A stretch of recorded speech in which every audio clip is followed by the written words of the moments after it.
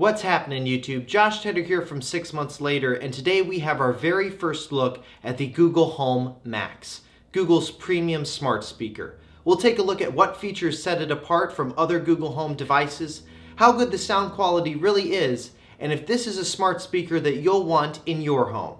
This is 6 Months Later.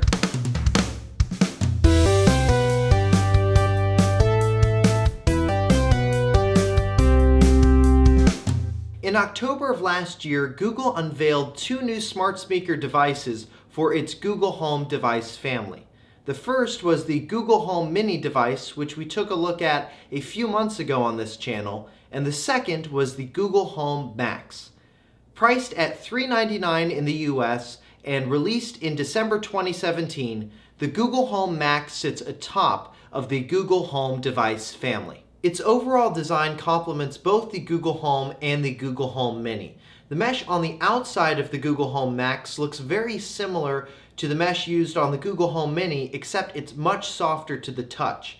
And the premium hard plastic around the Google Home Max is very similar to the material used in the Google Home device. Weighing just under 12 pounds, the Google Home Max is a pretty hefty speaker.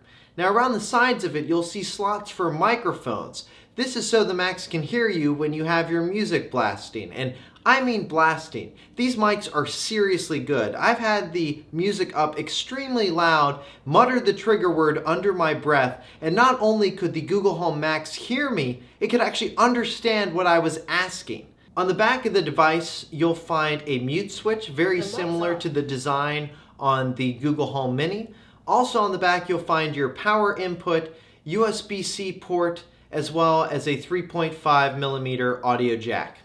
On top of the speaker is where you can change the volume and play and pause music when the speaker is in stereo mode, or when it's in mono mode, you'll be able to slide your finger along the right-hand side of the speaker.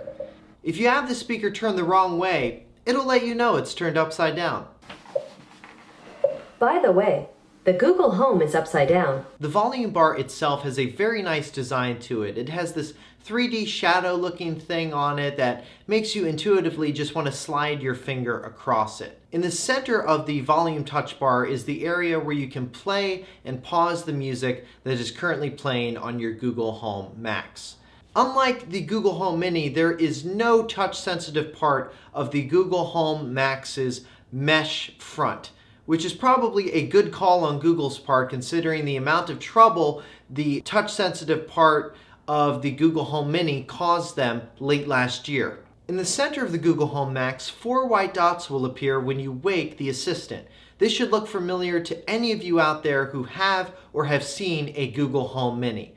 Now, the 4 LEDs in the Google Home Max are a bit larger than the ones found in the Mini to complement the larger size of the Google Home Max. Overall, I've been very impressed with the aesthetics of the Google Home Max. Somehow Google took a very large speaker and made it aesthetically pleasing in a home setting, and it looks rather nice in about any room you put this thing in. Now to the big question, how does it sound? And the short answer is, it sounds great. The sound is really punchy. The long answer, which we'll get to in a second, is it really depends on what the environment is around the Google Home with ultimately how it's going to sound. Now, like other high-end speakers out there, whether from Bose, Sonos, etc., with the Google Home Max, you'll notice a lot of detail in the music or media coming out of your speaker. You'll hear much more detail out of the music from a Google Home Max speaker than you will from lower quality speakers like the Google Home and especially the Google Home Mini. The Google Home Max will sound slightly different depending on which environment it's in. And this is a good thing. It's actually a main feature of the Google Home Max called Smart Sound.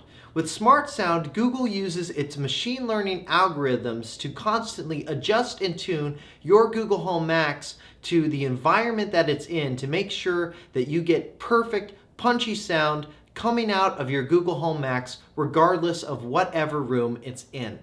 Now, this is a feature I've come to really enjoy over the past week of testing my Google Home Max. I like this thing so much, I've just been moving it to whatever room I'm spending the most amount of time in per day because I really enjoy the punchy sound. And I like the fact that you can adjust both the bass and the treble in the Google Home app on your mobile device. And this thing is powerful. I don't even think I've hit the 70% level on volume, just because even at 50%, this thing gets pretty loud. If you want to throw a house party, you probably only need maybe 1 or 2 of these things, and you can blast the music. I mean, you could seriously blast it with this speaker. So if you're into that, this may be the Google Home for you.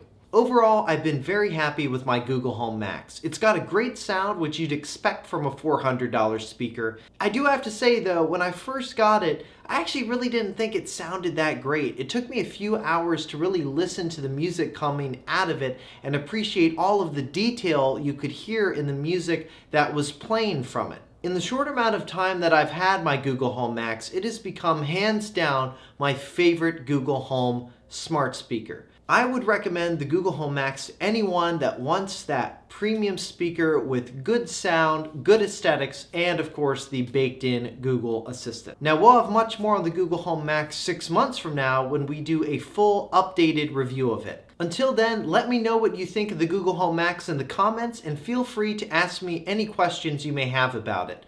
Also, be sure to like this video if you'd like to see more stuff on the Google Home Max as well as the Google Home device family, and be sure to subscribe to the channel so you'll never miss out on another video on the Google Home devices. Until next time, thanks so much for watching. I'm Josh Tedder for 6 Months Later.